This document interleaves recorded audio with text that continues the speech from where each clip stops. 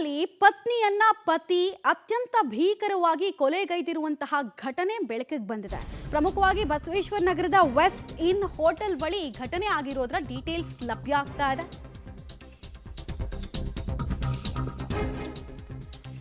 Divorce case ಸಂಬಂಧ ಕೋರ್ಟ್ನಲ್ಲಿ ವಿಚಾರಣೆ ಇತ್ತಂತೆ.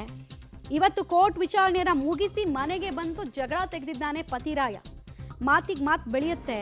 ಈ ವೇಳೆ ಕೆರಳಿದಂತಹ ಗಂಡ ಶೂಟೌಟ್ ಮಾಡಿದ್ದಾನೆ, ಗನ್ನಿಂದ ಶೂಟ್ ಮಾಡಿದ್ದಾನೆ ಅನ್ನೋದು ಗೊತ್ತಾಗ್ತಾ ಇದೆ. ಫೈರಿಂಗ್ ನಡೆಸಿದ್ದಾನೆ.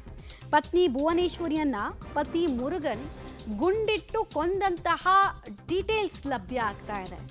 ಈ ಡಿವೋರ್ಸ್ ಕೇಸ್ಗೆ ಸಂಬಂಧಪಟ್ಟಂತೆ ಇತ್ತೀಚೆಗೆ ರಗಳೆ ಆಗೋದು, ಹಾದಿರಂಪ ಬೀದಿರಂಪ ಆಗೋದ್ರೆಲ್ಲ ಸುದ್ದಿ ಎಲ್ಲ ನೀವು ಕೇಳಿರ್ತೀರ. ಬಟ್ ಇದು ಎಕ್ಸ್ಟ್ರೀಮ್ ಹಂತ. ಇದು ಸಾಫ್ಟ್ವೇರ್ ಕಂಪನಿಯಲ್ಲಿ ಮುರುಗನ್ ಕೆಲಸ ಮಾಡ್ತಾ ಇದ್ರ ಬಗ್ಗೆ ಪ್ರಾಥಮಿಕವಾಗಿ ಮಾಹಿತಿ ಸಿಗ್ತಾ ಇದೆ. ವಿದ್ಯಾವಂತ. ಇನ್ನೊಂದು ಕಡೆಗೆ ಭುವನೇಶ್ವರಿ ಕೊಲೆಯಾದ ಮೃತ ದುರ್ದೈವಿ ಕೂಡ ಬ್ಯಾಂಕ್ ಉದ್ಯೋಗಿ ಆಗಿದ್ರು ಅನ್ನೋದ್ರ ಡೀಟೇಲ್ಸ್ ಸಿಗ್ತಾ ಇದೆ.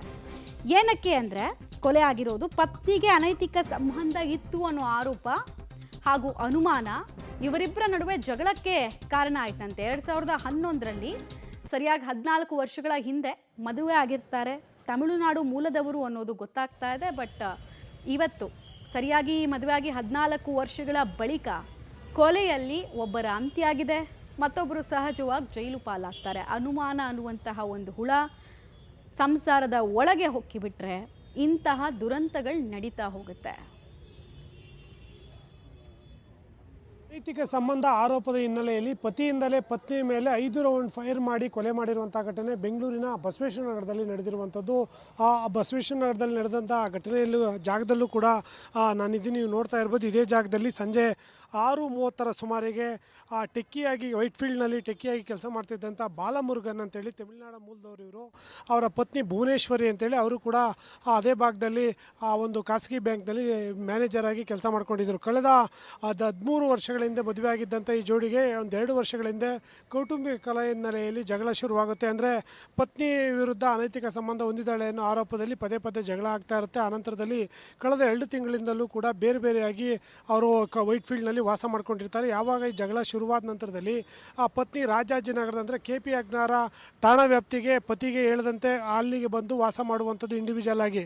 ಈ ಮಾಹಿತಿ ತಿಳಿದಂಥ ಗಂಡ ಏನಿದ್ದ ಇವತ್ತು ಇಲ್ಲಿಗೆ ಬಂದಂಥ ಜಾಗದಲ್ಲಿ ಆ ಪತ್ನಿ ಏನು ಕೆಲಸಕ್ಕೆ ಹೋಗಿ ವಾಪಸ್ ಬರ್ತಿರ್ತಾಳೆ, ಪ್ರತಿದಿನ ಇದೇ ದಾರಿಯಲ್ಲಿ ಮನೆಗೆ ಹೋಗಿ ಬರುವಂಥ ಕೆಲಸವನ್ನು ಮಾಡ್ತಿರ್ತಾಳೆ. ಆ ಸಂದರ್ಭದಲ್ಲಿ ಪತಿ ಆ ಬಾಲಮುರುಗನ್ ಏನಿದ್ದ ಒಂದು ಪಿಸ್ತೂಲ್ ತೆಗೆದುಕೊಂಬಂದು ಸಂಜೆ 6:30 ವೇಳೆಗೆ ಆಕೆ ಆ ಬಸ್ ಸ್ಟ್ಯಾಂಡಿಂದ ಇಳಿದು ಮನೆಗೆ ಹೋಗಬೇಕಾದ್ರೆ 5 ರೌಂಡ್ ಫೈರ್ ಮಾಡ್ತಾನೆ. ಅದರಲ್ಲಿ 4 ಗುಂಡುಗಳು ಆಕೆಗೆ 2 ತಲೆ ಭಾಗಕ್ಕೆ 2 ಕೈ ಭಾಗಕ್ಕೆ ತಗುಲಿದ ಪರಿಣಾಮವಾಗಿ ಆಕೆ ಗಂಭೀರವಾಗಿ ಇಲ್ಲಿ ಕುಸಿದು ಬೀಳ್ತಾಳೆ. ನಂತರದಲ್ಲಿ ಸ್ಥಳೀಯ ಎಲ್ಲ ಸೇರಿಕೊಂಡು ಖಾಸಗಿ ಆಸ್ಪತ್ರೆಗೆ ದಾಖಲು. ಸುಮಾರು 6:30 ಹೊತ್ತಿಗೆ ನಮ್ಮ ಮಾಗಡಿ ರೋಡ್ ಪೊಲೀಸ್ ಠಾಣಾ ವ್ಯಾಪ್ತಿಯಲ್ಲಿ ಬರ್ತಕ್ಕಂಥ ಇಂಡಸ್ಟ್ರಿಯಲ್ ಏರಿಯಾ ಅಂತ ಇದೆ. ಆ ಏರಿಯಾದಲ್ಲಿ ಒಂದು ಕೊಲೆ, ಗಂಡ ತನ್ನ ಹೆಂಡತಿನ ಕೊಲೆ ಮಾಡಿರ್ತಕ್ಕಂಥದ್ದು ಒಂದು ಘಟನೆ ನಡೆದಿದೆ.